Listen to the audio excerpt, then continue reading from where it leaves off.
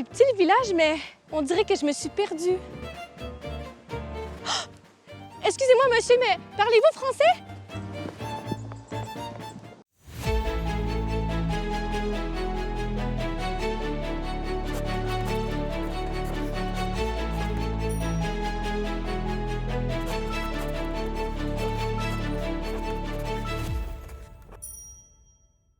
Au tout début, la population de Bourlamaque est majoritairement anglophone.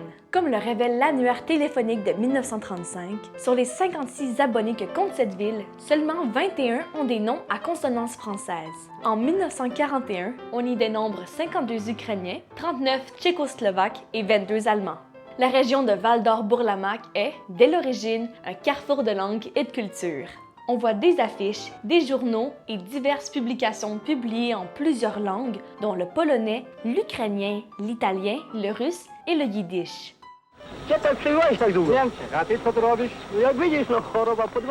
L'anglais est la langue utilisée dans les mines, mais dans les rues du village, plusieurs langues et dialectes sont entendus. In the mines, managers often preferred hiring immigrants for several reasons. Firstly, many immigrants had experience working in coal mines in their home countries, which made them valuable laborers.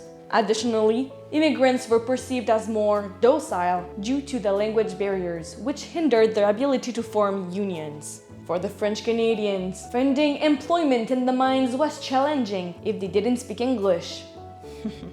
Moreover, the Catholic Church and priests traditionally opposed mining work, encouraging French Canadians to dedicate themselves to farming and family life instead.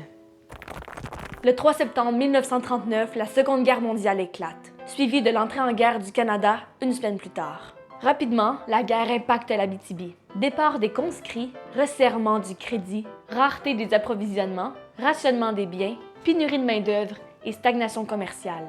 Dès 1942, les mines d'or subissent la précarité, l'or étant jugé non essentiel à l'effort de guerre. Seules les mines de lithium et de molybdène, stratégiques pour l'armement, prospèrent, l'or n'étant plus une priorité pour le gouvernement canadien. Les prix des métaux sont fixés et les lois des marchés suspendues. Les efforts se concentrent sur la découverte du cuivre, zinc ou fer. La fabrication d'armes est priorisée par rapport à la spéculation de l'or.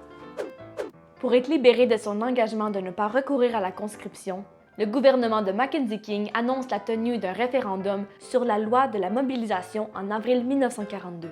À Val-d'Or, on organise une grande assemblée pour en discuter.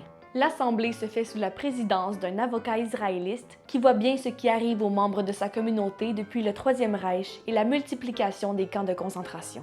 Les Canadiens français refusent à 72% de participer à la guerre européenne et le reste du Canada y est favorable à 80%.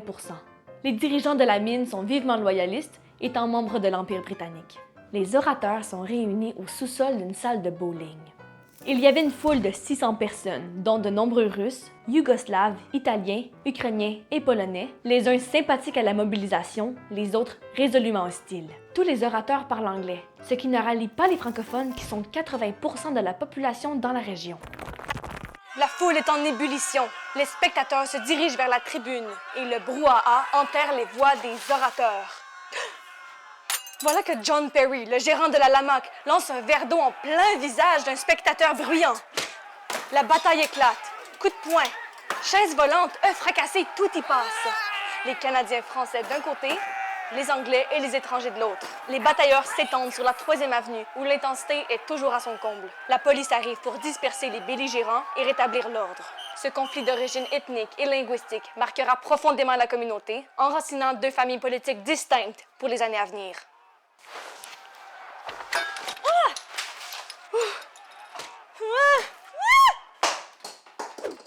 Pendant la guerre, les mines sont à court de main-d'œuvre. Beaucoup de mineurs sont partis travailler dans les usines d'armement à Montréal ou Toronto, où les salaires sont de beaucoup supérieurs et les conditions de travail moins périlleuses, où les hommes sont mobilisés au sein des forces armées canadiennes. Pour pallier le manque de main-d'œuvre, les compagnies minières se tournent vers les fils d'agriculteurs des zones rurales.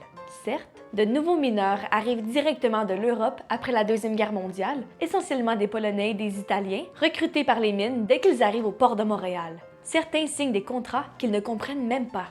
Mais à votre accent, je devine que vous n'êtes pas canadien. Non, je proviens de l'Italie. Ah bon, il y a plusieurs de vos compatriotes qui travaillent dans les mines, de même que des Européens aussi, d'autres Européens. Oui. Où avez-vous appris votre français? Mon français, je l'ai appris en Belgique. J'ai travaillé 5 ans dans les mines. Ah bon, alors quand vous êtes arrivé au Canada, vous étiez déjà habitué de travailler sous terre? Oui, certain.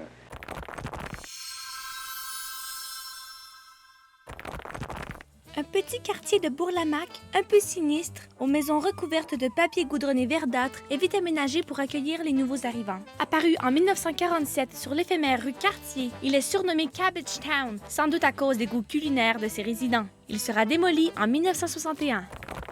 La production des mines d'or de l'Abitibi et du Québec atteint son apogée en 1942 avant de décliner jusqu'en 1947. Après une décennie de développement prodigieux dans les années 30, les mines ont commencé à fermer. Au début des années 50, 15 mines ont fermé et celles qui sont restées ouvertes ont survécu grâce à une aide financière du gouvernement canadien. En 1941, 700 travailleurs étaient employés à la Lamaque. À la fin du conflit, ce nombre était tombé à 250. En 1942, Bourlamaque comptait 606 résidents anglophones, mais 20 ans plus tard, ce nombre a chuté à 508.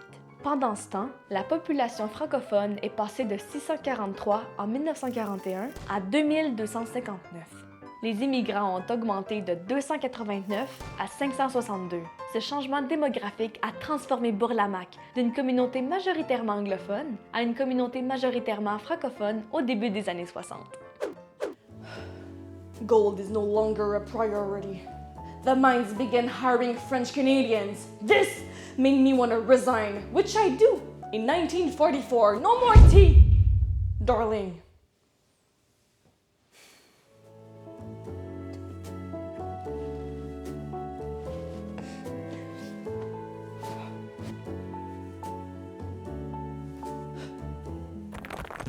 Après le ralentissement de la production après la guerre, Lamaque Gold Mines connaît une longue période de stabilité. Elle amorce son déclin à la fin des années 60. Contrairement à la mine, le village acquiert peu à peu son autonomie municipale et civique. Excuse me, sir, but do you speak French? Mi scusi, signore, ma parla francese? Sie, mein Herr, aber sprechen Sie Französisch? Zut! Je suis vraiment perdue.